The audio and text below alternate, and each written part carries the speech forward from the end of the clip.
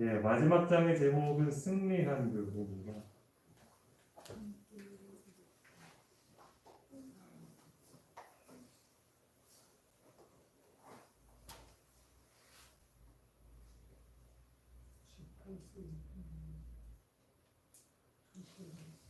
오늘 우리는 사도들 아시죠? 예수님 제자들, 사도들의 수고와 희생의 역사를 살펴볼 건데요.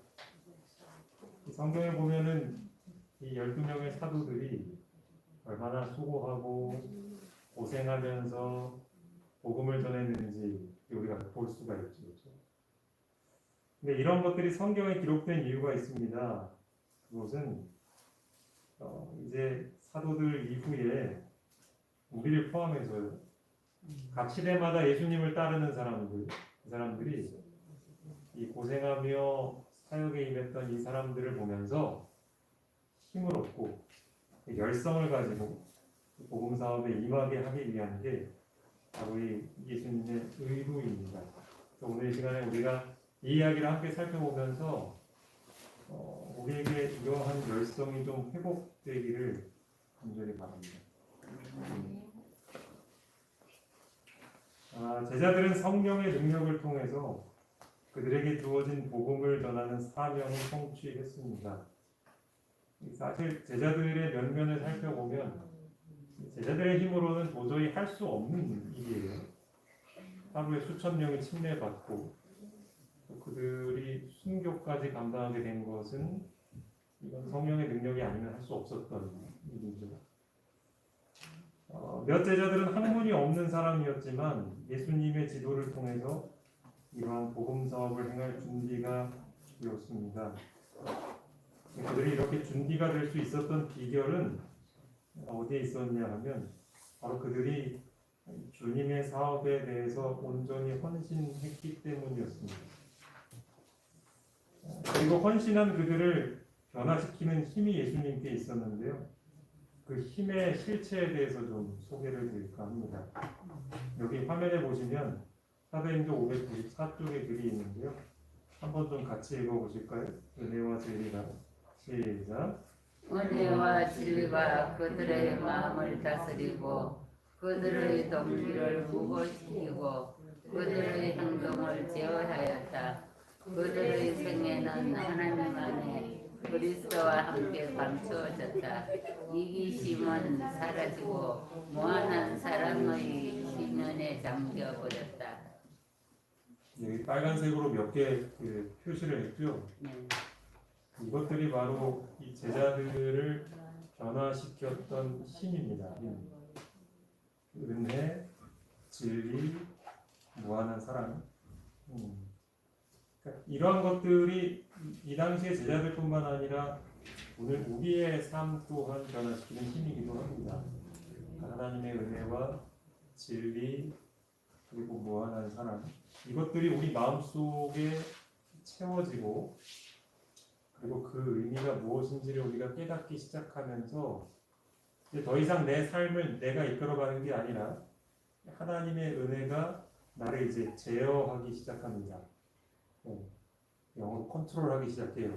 그러니까 예전에는 그냥 내가 하고 싶은 대로 살던 사람이, 그리고 하고 싶은 대로 말을 하던 사람이 이제 그 안에 마치 씨앗처럼 심겨진 그 하나님의 사랑이 그 사람을 변화시키고 그 사람을 이끌어가는 거예요. 제자들도 그렇게 변화가 된 거죠. 그래서 오늘 이 똑같은 힘이 나의 삶을 제어하게 될 때에 우리도 하나님 사업을 감당할 수 있는 합당한 사람이 되는 것이죠.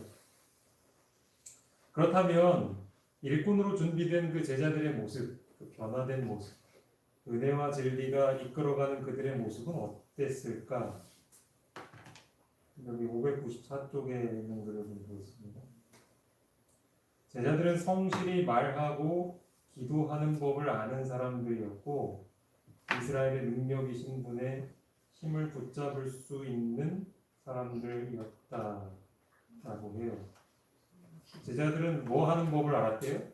기도하는 법을 알았대요. 근데 이렇게 얘기하면은 아니 뭐 제자들은 3년 동안 겨우 기도하는 법 배운 건가 뭐 기도하는 법 그냥 5분이면 배울 수 있을 것 같은데 뭐 그렇게 어려운가?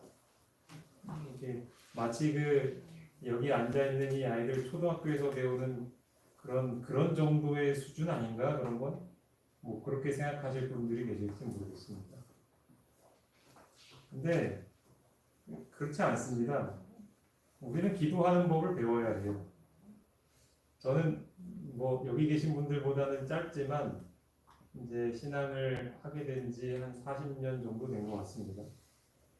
근데 지금도 저는 기도하는 법을 배웁니다.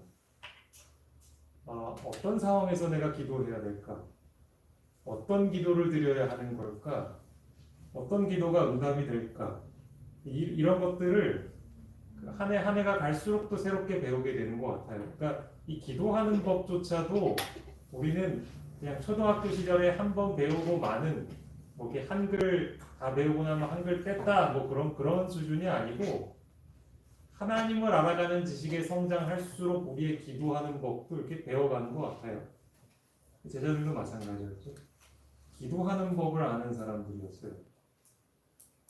그 다음에 이제 제가 빨간 표시를 한 것이 이스라엘의 능력이신 분의 힘을 붙잡을 수 있는 사람들이었다. 그러니까 이것은 다른 표현으로 하면은 믿음을 어떻게 활용하는지를 아는 사람들이었습니다.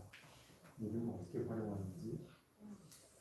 사실 믿음이라는 것이요, 우리가 교회에서 설교를 들을 때나 듣는 그냥 이렇게 아주 추상적인 단어로 끝나는 경우가 많은데 예수님은 믿음이 그렇게 되기를 원하지 않으시죠. 믿음이란 마치 우리가 며칠 전에 장날이었는데 저도 이제 한번 저희 아이와 같이 이제 장 구경을 마쳤는데 우리가 시장에 가서 물건을 사고 과일을 사고 야채를 사면 돈을 내잖아요, 그렇죠? 제가 돈을 꺼내가지고 이렇게 주면 거기에 맞는 양만큼 이렇게 살 수 있어요. 근데 여러분 돈은 눈에 이렇게 딱 보이잖아요, 그렇죠? 너무나 분명하죠, 그렇죠? 내가 이 돈을 어떻게 써야 할지를 잘 알아야 되죠. 이 아이들도 1,000원짜리가 뭔지 10,000원짜리가 뭔지 이걸 가지고 뭐 얼마나 살 수 있는지를 알아야 쓸 수 있잖아요, 그렇죠? 믿음도 마찬가지죠, 믿음. 하나님이 우리에게 주신 믿음이라는 것은 우리가 하늘 창고에 있는 물건, 하나님이 우리를 위해 구비해 놓으신 여러 가지 선물들 중에서 내가 원하는 것을 받을 수 있는 돈과 같은 거예요. 우리가 지갑에서 꺼내가지고 돈을 내서 물건을 사듯이 믿음이라는 것도 내가 이 믿음을 잘 활용해야 하나님께 받을 수 있는 거거든요. 그렇죠? 근데 제자들은 이 법을 알았대요. 기도하는 법도 알았고 예수님을 믿는 예수님의 힘을 붙잡을 수 있는 사람들, 실제적으로 믿음을 활용하는 법을 예수님과 함께 훈련한 거예요. 그래서 이제 예수님이 곁에 없어도 눈에 보이지 않는 상황에서도 그들이 이제 어떻게 믿음을 활용해서 필요한 걸 얻을 수 있었는지를 이제 보여준 거예요, 삶으로. 여기 보시면 이제 또 다른 제자들의 변화된 모습인데 여호와는 그들의 하나님이셨다. 여호와의 명예는 그들의 명예였다. 여호와의 진리는 그들의 진리였다. 복음에 가해진 어떤 공격이라도 마치 그들의 영혼의 뼈를 깎아내는 듯 했으며 전력을 다하여 그들은 그리스도의 사업을 위하여 투쟁하였다. 그렇습니다. 우리가 이제 강 건너 불구경하듯 한다 그런 옛말 있잖아요, 그렇죠? 그러니까 내 일이 아니고 그냥 먼 사람의 일이면 우리 별로 신경 안 쓴다 할 때 그런 말 하잖아요. 하나님의 일은 제자들에게는 그런 일이 아니었어요. 그분의 일은 내 일이었어요. 그분이 모욕을 받으면 내가 모욕을 받는 것이었어요. 그렇죠? 하나님이 원하시는 일은 나도 원하는 일이에요. 그러니까 하나님과 그들은 완전한 한 편이 된 거예요. 그러니까 하나님의 일이 더 이상 남의 일이 아니게 된 거죠. 그래서 하나님이 싸우실 때 그들도 함께 싸우고 하나님이 눈물을 흘리실 때 그들도 함께 마음 아파하고 하는 어떤 뗄 수 없는 공동체가 된 거예요. 하나가 된 거예요. 마치 우리가 한 가족이 되면은 그 가족 다른 가족들이 어떤 슬프든 즐겁든 그걸 함께 공유하듯이 말이에요. 또 이런 모습이 나타났습니다. 제자들에게. 그들은 생명의 말씀을 진술할 수 있었는데 이는 그들이 하늘의 기름 부음을 받은 까닭이었다. 우리 여기 오랫동안 전도하신 분들 많이 계신데 우리가 사람들에게 복음을 이야기해도요. 뭐 얼마든지 설명할 수 있죠, 그렇죠? 설명 잘 우리가 배우고 훈련하면은 잘 할 수 있습니다. 예수님이 어떤 분인지. 근데 중요한 거는 우리가 전하는 말이 사람을 살리는 힘이 있어야 돼요. 그렇죠? 생명이 있어야 되는데 그런 말이 되려면 여기 나와 있는 것처럼 뭐가 필요한가? 네, 하늘의 기름 부음이 필요한 거죠. 이게 뭘 가리키는 거죠? 하늘의 기름 부음이라는 게 성령의 능력이 필요한 거죠. 그래서 우리도 지난번에 설교도 드렸지만 우리가 하는 모든 전도 사역, 봉사 사역, 그러니까 우리가 하는 모든 일들이 힘이 있고 사람을 살리는 일이 되려면 성령의 능력이 반드시 함께하셔야 합니다. 다시 한번 너무나 기본적이지만 우리가 결코 잊지 말아야 할 중요한 사실인 것 같아요. 근데 제자들은 그랬대요. 그들이 하는 말 자체가 유창하고 용감해서가 아니었고 성령의 능력이 있었기 때문에. 아마 이 표현 여러분 좀 많이 보셨을 것 같아요. 한번 같이 읽어볼까요? 그들은 시작. 그들은 많은 것을 기대하였으므로 많은 것을 시도하였다. 네. 그 돈을 많이 벌고 싶은 사람들은 이것저것 시도 많이 해보겠죠, 그렇죠? 뭘 하면 잘 될까? 이 장사를 하면 잘 될까? 저 장사를 하면 잘 될까? 고민하고 또 연구하고 또 조사도 하고 막 그러겠죠, 그렇죠? 마찬가지로 여기 제자들도 그랬대요.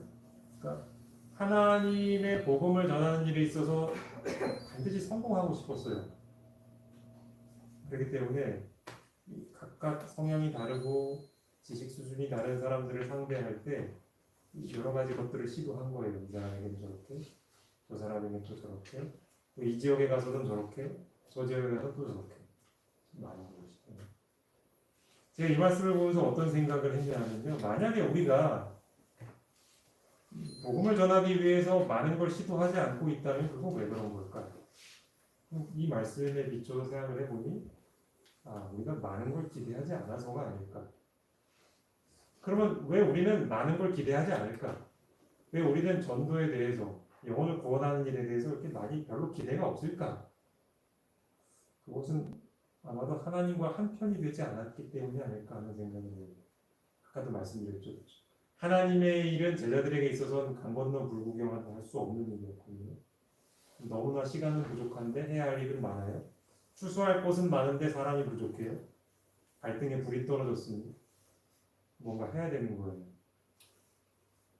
우리가 만약에 그런 상태가 아니라면 우리는 많은 것을 기대하지 않을 뿐더러 많은 것도 시도하려 하지 않을 거예요. 여러 그럴듯한 핑계를 대는 거예요. 그런 저의 모습을 좀 보게 되기도 합니다. 여기 사도행전 594쪽에 있는 글인데요. 한번 좀 읽어볼게요. 그리스도께서는 자신을 그들에게 나타내셨고 그들은 그리스도께 지도를 구하였다. 진리에 대한 그들의 이해와 반대에 저항하는 그들의 힘은 그들이 하나님의 뜻을 따르는 데 비례되다. 하나님의 지혜와 능력이신 예수 그리스도는 그들의 모든 설교의 주제였다. 그분의 성호, 즉 사람이 구원을 얻도록 천하 인간에게 주어진 유일한 이름은 그들에 의하여 높임을 받았다. 이어서 읽겠습니다. 그들이 부활하신 구주 그리스도의 완전하심을 선포할 때에 그들의 말은 사람들의 마음을 감동시켜 남녀들이 복음을 받아들였다. 구주의 성호를 모독하고 당신의 능력을 멸시한 군중들이 이제 자신들이 십자가에 못 박히신 분의 제자들임을 고백하였다. 그러니까 이 글을 가만히 읽어보면 예수님은 이 제자들의 실질적인 지도자였어요. 실질적인 리더였단 말이죠. 우리가 어떤 모임이든지 지도자가 있어요, 그렇죠? 무슨 회의 회장, 회사의 사장 뭐 이런 게 있잖아요, 그렇죠? 근데 어떤 경우에는 그 직함에 맞는 지도자가 실제 지도자인 경우도 있지만 또 어떤 경우에는 이름만 지도자가 있고 실제 지도자는 또 따로 있어요. 그렇죠? 그런 경우는 참 골치 아프죠. 그렇죠? 마찬가지로 우리가 신앙인들도 가만히 보면 우리는 여러분의 주인은 누구십니까? 라고 물어보면 다 저의 주님 예수님이시죠. 이렇게 대답을 할 수 있는데 실제로 우리 삶을 보면은 그렇지 않을 수 있어요. 명목상의 지도자와 실제 지도자는 다를 수 있어요. 정말로 예수님께 날마다 물어가며 또 배워가며 하루하루 이렇게 일과를 하는 사람들이 있는 반면 어떤 사람은 교회에서는 예수님이 내 주인이야 날 주인으로 모셔야지 하는데 교회 밖을 나서면은 그냥 평소 하던 대로 내 하고 싶은 대로 하는 그런 경우도 있죠, 그렇죠? 제자들은 후자가 아니었어요. 예수님이 그들의 매일 매 순간마다 실제적인 지도자였어요. 그래서 나를 이끌어가는 존재는 예수님이었죠. 한번 생각해 보시죠. 나를 이끌어가는 존재는 누구일까? 나일까? 아니면 예수님일까? 아니면은 내 곁에 있는 어떤 사람에게 나는 다 맡겨두는가? 그 사람이 시키는 대로 그냥 나 하나? 모든 그리스도인들의 힘은 그리고 모든 교회의 힘은 어디서부터 나오는가? 바로 이 주도권이 바로 세워질 때부터 힘이 나옵니다. 다시 말해 명목상의 지도자가 아니라 내 삶의 지도자가 실제적으로 예수님이 될 때 그때서야 이제 그 사람에게 능력이 나오는 거죠. 그리고 그런 사람들이 모여 있는 교회가 진짜 능력이 나오는 거죠. 이 사실을 우리가 명심하게 될 때 우리는 힘 있는 교회가 되고 건강한 교회가 될 수 있을 것입니다. 그러니까 이런 사람들이 모여 있으면 한번 생각을 해보세요. 6일 동안 열심히 살다가 안식일에 딱 모였어요. 그럼 그들이 하는 얘기는 누구에 대한 이야기일까요? 내가 지난 며칠 전에 예수님이 나한테 이런 일들을 해주셨어 라는 이야기를 그냥 서로 나누지 않겠어요? 그죠? 자연스럽게 내가 진짜 이거 해결할 수 없는 일인데 내 힘으로는 예수님이 나한테 갑자기 그 순간에 어떤 지혜를 주셔가지고 내가 그 문제를 해결하게 됐어. 서로 이런 얘기 나눌 거 아니에요. 그러니까 그분을 높일 수밖에 없는 거예요. 우리 말은 맨날 예수님에 대한 이야기하고 그분의 능력을 높일 수밖에 없는 거죠. 그렇죠? 그러니까 제자들의 말이 사람들에게 감동이 되고 힘이 되었던 것은 그들이 가지고 있었던 실제적인 믿음 때문이었어요. 실제적인 지도자였던 예수님이 그들의 그냥 매 순간마다 호흡할 때마다 그냥 걸어다니는 내비게이션과 같은 분이 예수님이었기 때문에 그냥 그들은 그들 곁에 계신 예수님을 증거하면 그 사람들을 통해서 성령의 능력이 흘러가니까 그냥 살아나는 거죠. 그렇죠? 그러니까 오늘 우리도 사람들에게 복음을 전하고 싶다면 제자들처럼 살면 되죠. 예수님과 하나 되는 법을 배워야 하고 그리고 그분을 실제적으로 의지하며 사는 법이 어떤 건지도 배워야 하고 그분의 지도를 순간마다 따라 사는 법이 어떤 건지를 우리는 배워야 합니다. 엘레나 화이트 이 부분 많이 얘기했거든요. 모든 그리스도인들은 그 평생 동안 영원한 세월을 걸쳐서 그리스도의 학교에 다니는 학생이라고요. 그럼 학생은 뭘 배워야 될 거 아니에요, 그렇죠? 그때 배우는 게 아까도 얘기했던 것처럼 어떻게 내가 하나님께 구해야 되지? 기도하는 것도 배우고 내가 어떻게 내 믿음을 활용해야 하지? 그런 거 배우고 그렇죠? 그런 거 배우는 거예요. 이것을 배우고 실천하게 될 때에야 예수님은 그저 성경 속에 갇혀 있는 분이 아니라 내 안에서 실제로 살아 숨쉬는 분이 될 수 있는 겁니다. 그럴 때 내가 전하는 말이 다른 사람들의 마음을 움직이는 것이 되는 거예요. 사도들은 그들의 사명을 성취시켰습니다. 하지만 그렇게 되기까지는 결코 쉽지만은 않았습니다. 그들은 끊임없는 빈곤, 다른 사람들의 비방, 심지어는 박해를 당해야만 했습니다. 하지만 그럼에도 불구하고 제자들은요, 그리스도를 위해 고난을 받는다는 사실 때문에 오히려 기뻐했습니다. 참 생각할수록 이해가 안 되는 부분입니다. 그들은 자신의 전 존재를 바쳤어요. 그리고 심지어는 예수님이 전해질 수 있다면 내 생명은 별로 귀하지 않아 이렇게 생각하는 정말로 우리 보통 사람과는 너무나도 다른 삶을 살았어요. 그렇게 살았을 때 하나님의 은혜가 그들의 전도의 결과로 드러났죠. 그렇죠?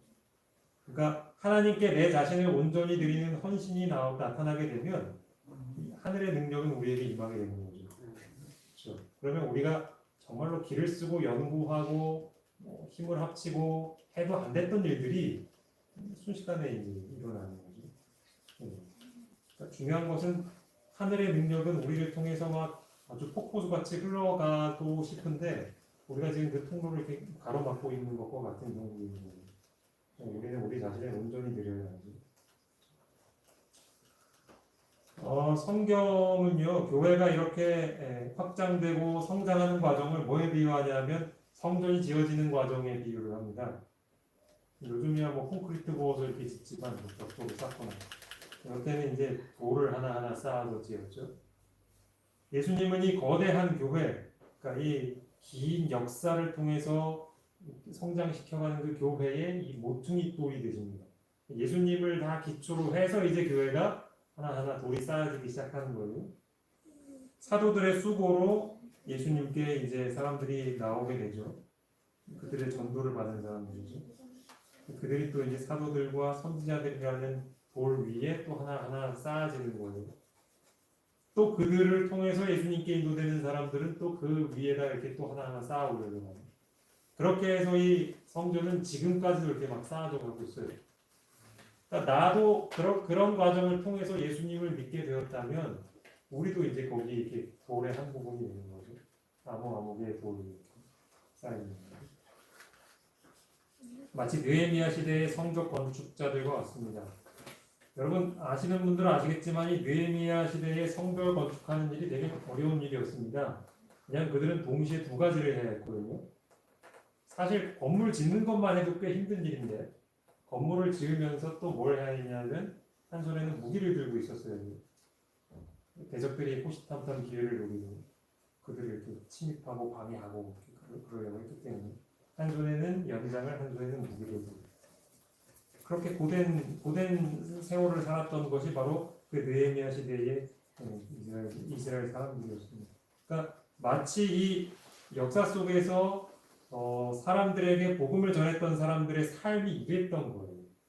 그러니까 그야말로 그냥 아주 순탄하고 평안한 삶이 아니라 날마다 투쟁의 삶이었죠.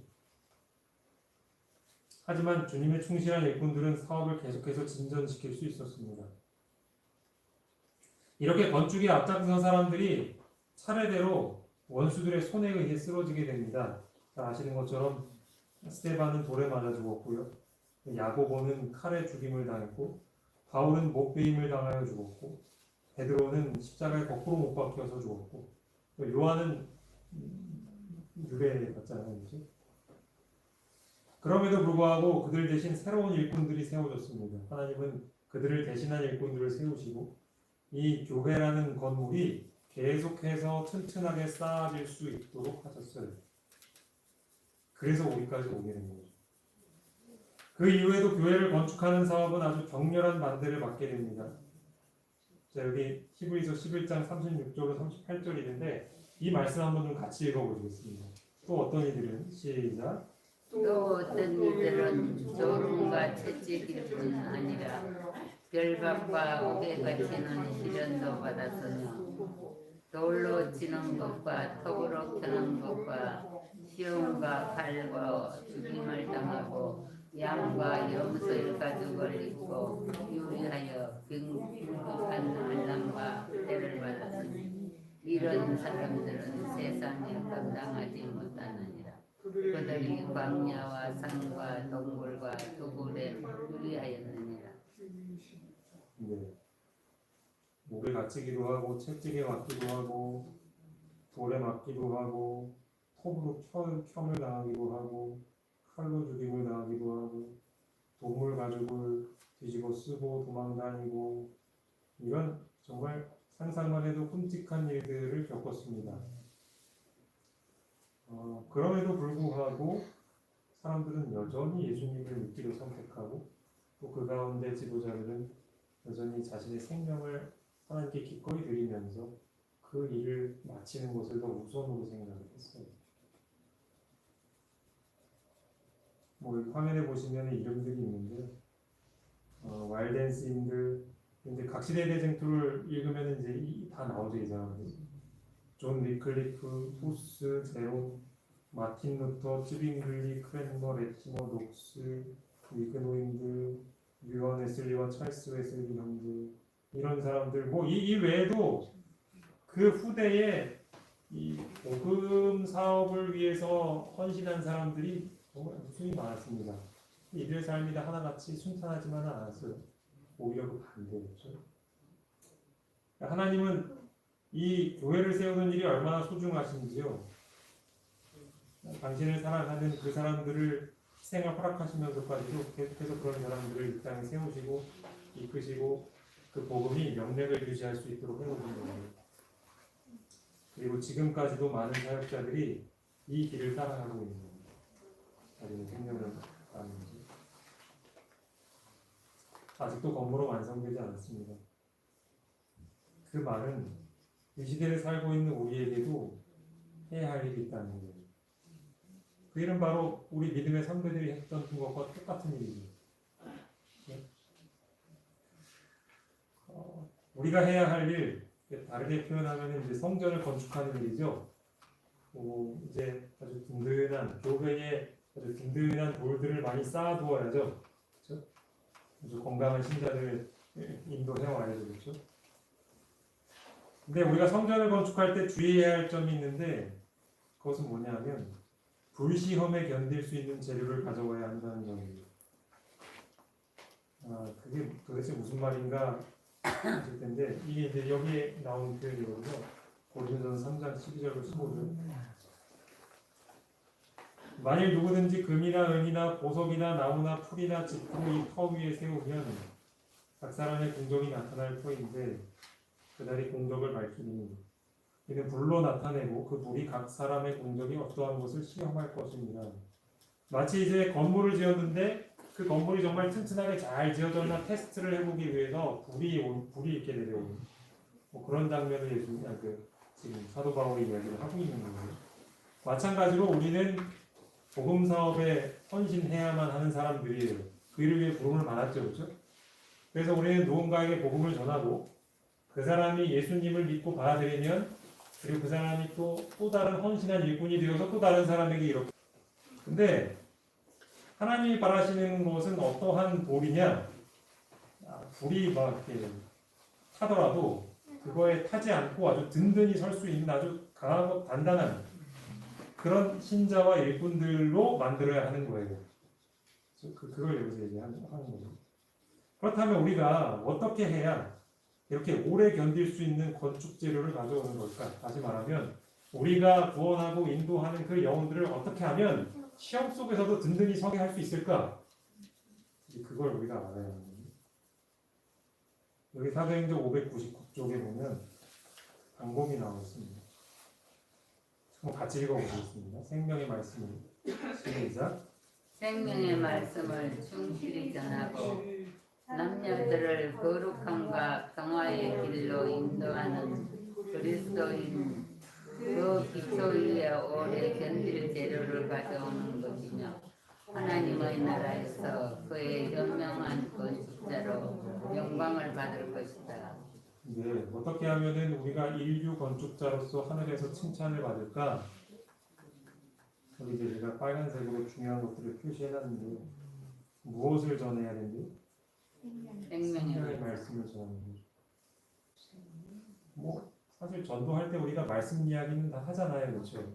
하지만 아까 말씀드린 것처럼 사람을 살리는 기회를 전하려면 뭐가 필요하다고 했죠? 혹시 기억나세요? 성령이 필요. 하늘의 기름 부음을 받아야 하는 거죠.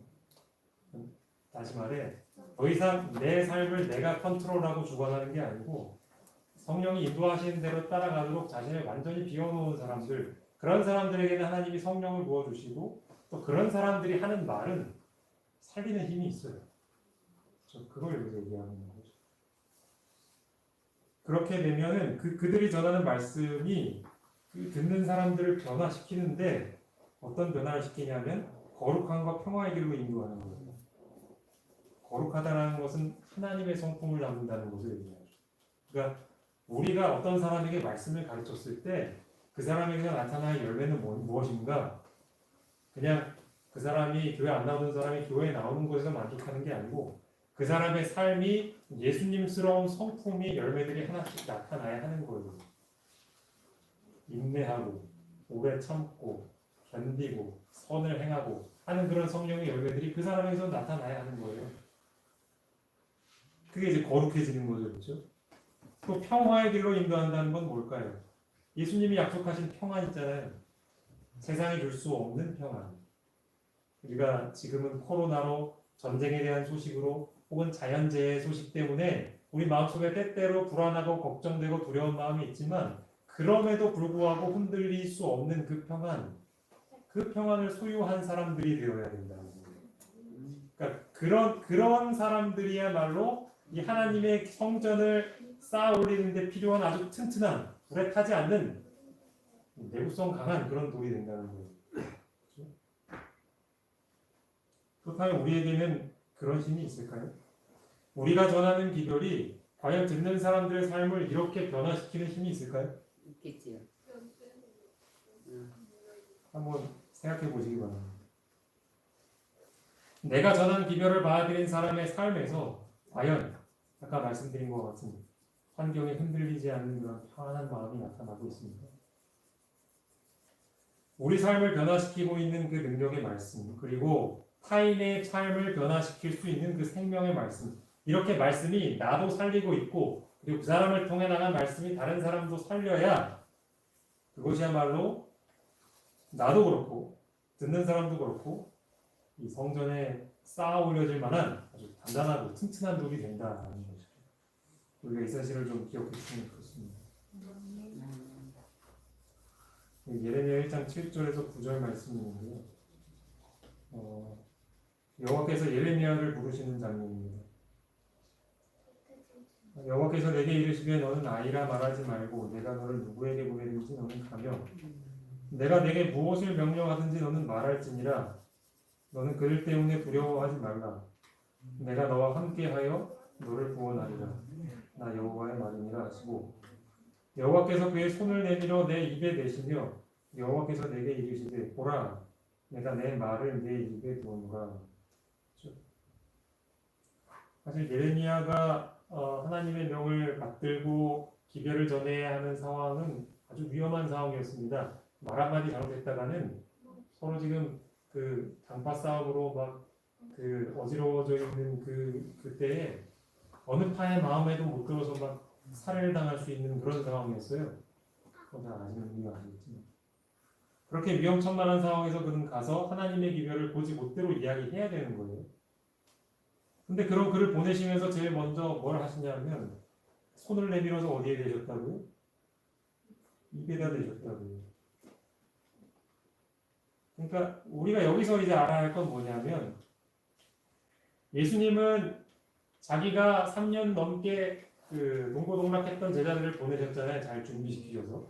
마찬가지로 우리도 세상으로 보내시면서 동일한 능력을 우리에게도 약속하셨거든요.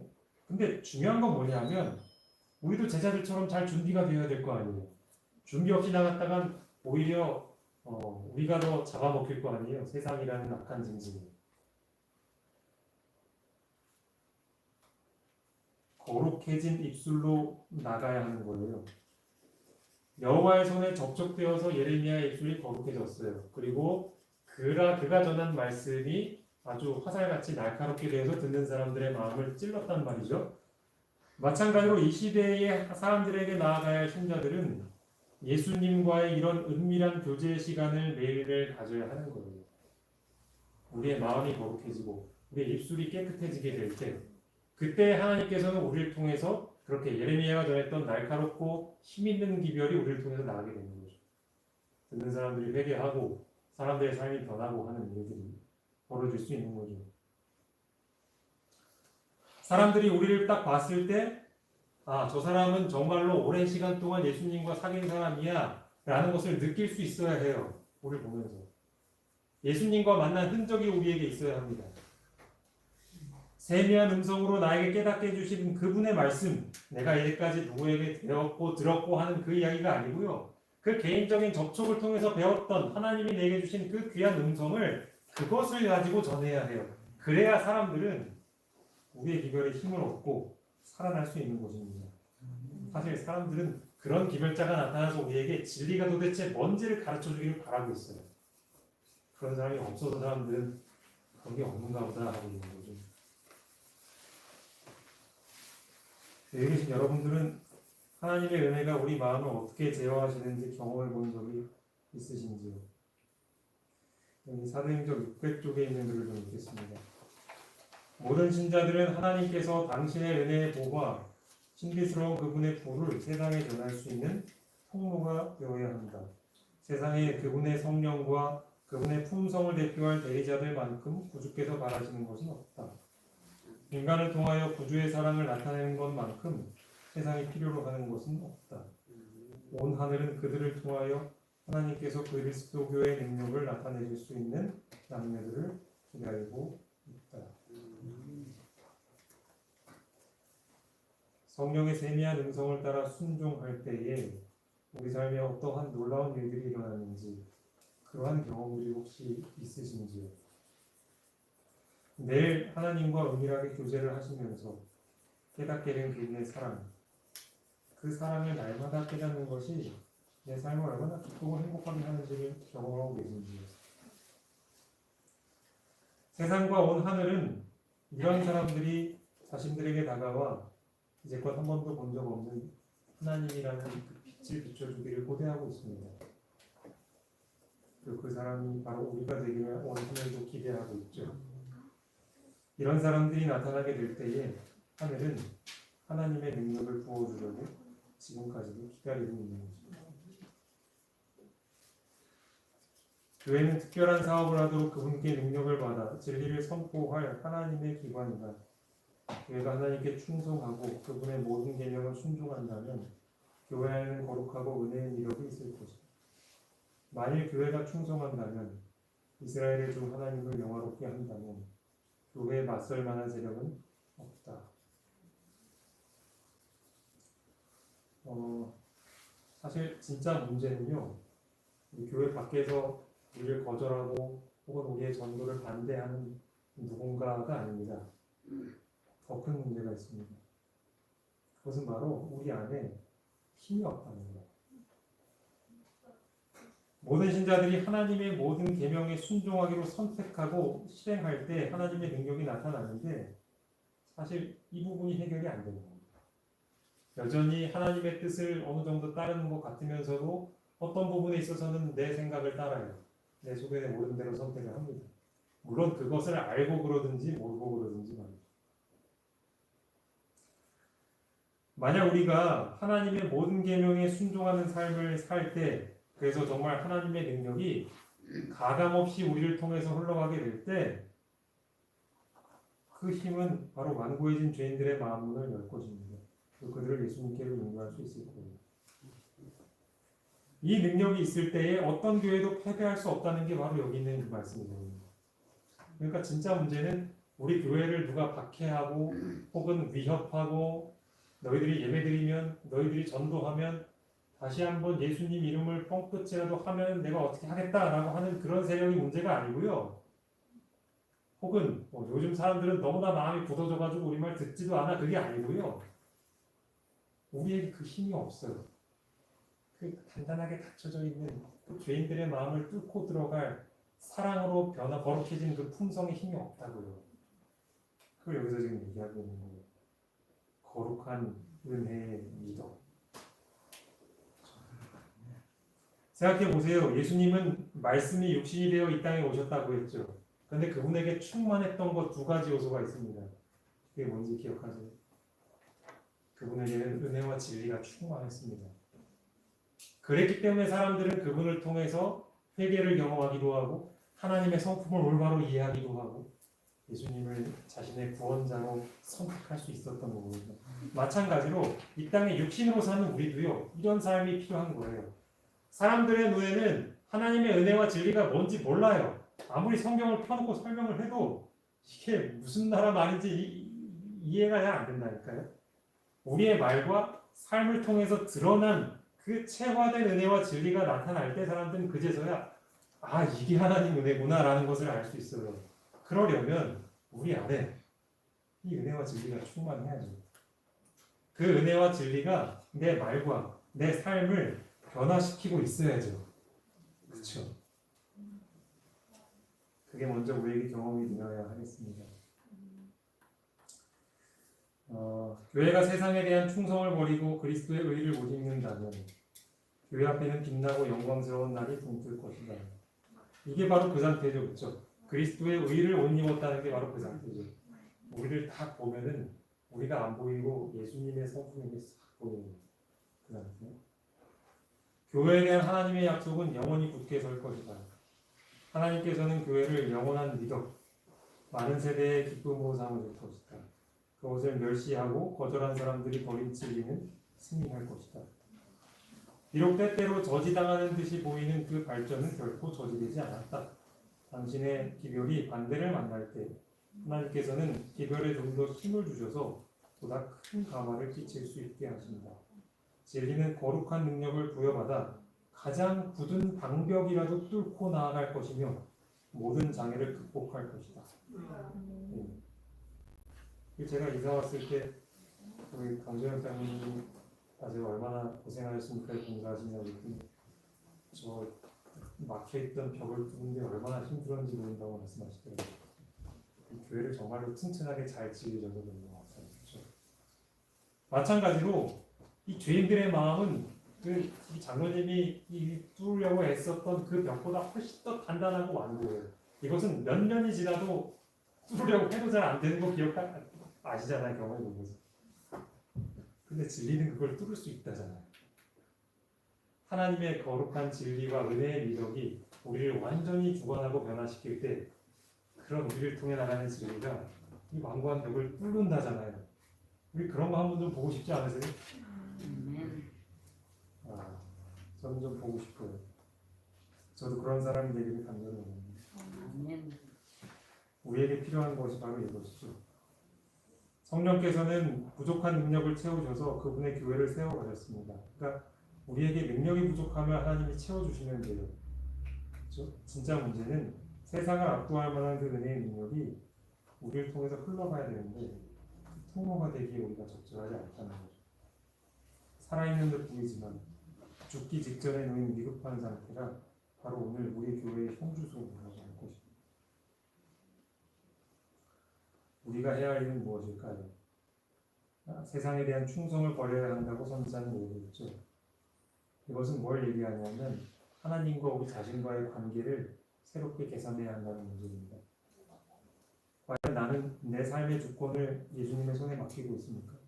아니면 내 자신이나 혹은 다른 누군가가 내 삶을 이끌어가도록 방치하고 있지는 않습니까?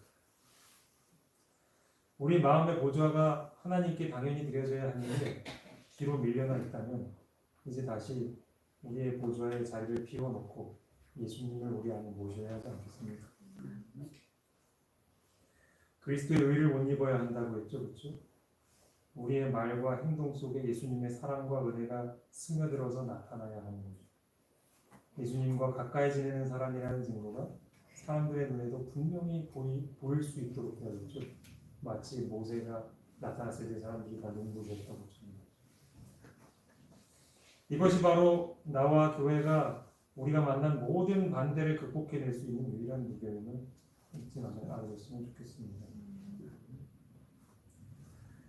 그분의 수고와 희생의 생애 동안 무엇이 하나님의 아들을 붙들어 주었는가? 하나님의 아들은 당신의 영혼의 수고의 결과를 보시고 만족히 여기셨다. 영혼을 내다보신 그분은 당신의 굴욕을 통하여 용서와 영생을 얻을 사람들의 행복을 바라보셨다. 그분은 구속받은 자들의 환호성을 들으셨다. 그분은 구속받은 자들이 모세와 어린 양의 노래를 부르는 것을 들으셨다. 사실 사도들도 그렇고 믿음의 선배들도 그렇고 참 말로 형용할 수 없는 고생을 했지만 정말로 고생의 원조라고 할 것 같은 예수님이셨죠. 우리는 만약에 예수님의 고생을 한 10분의 1만 당하면 잠깐만 당해도 막 살아갈 의욕을 못 느낄 겁니다. 그 정도로 그분이 겪었던 몸적 고통, 마음적 고통은 이루 말할 수가 없는 것이죠. 그런데 그분이 그것을 견뎌낼 수 있는 힘이 어디에 있었을까 지금 방금 읽은 말씀해 보시면 꼭 나오는 거죠. 내가 이렇게 고생했을 때 어떤 결과가 나타날지를 내다보셨다는 거예요. 그러니까 내가 고생하면 행복해질 수 있는 우리를 그 예언적 안목으로 이렇게 보시는 거죠. 그러니까 그 모습을 보면서도 그 고생의 길을 멈출 수가 없는 거예요. 이 잔을 내게서 옮겨달라고 기도하다가도 그 기도를 그냥 거둬들일 수밖에 없는 거예요. 내가 좀만 고생하면 살아나는데, 행복해지는데, 사람들이 죄로부터 해방돼서 영원한 행복을 누리는데 내가 이거 참아야 하지 않겠나 하고 감당하신 거거든요. 여러분들은 지금 인생을 어떤 낙으로 살아가십니까? 그것이 무엇이든지 간에 나를 위한 거라면, 혹은 내 가족과 내가 속해 있는 어떤 공동체만을 위한 것이라면 우리는 거기서 영원한 만족과 기쁨을 얻을 수 없을 것입니다. 지금 우리가 겪고 있는 코로나나 전쟁이나 자연재해나 경제 문제나 이런 것들은요, 지금 사실 이것들만 해도 우리가 짐이 버겁다고 느끼는데, 이것들은 사실 세상 끝에 일어날 일들의 시작일 뿐입니다.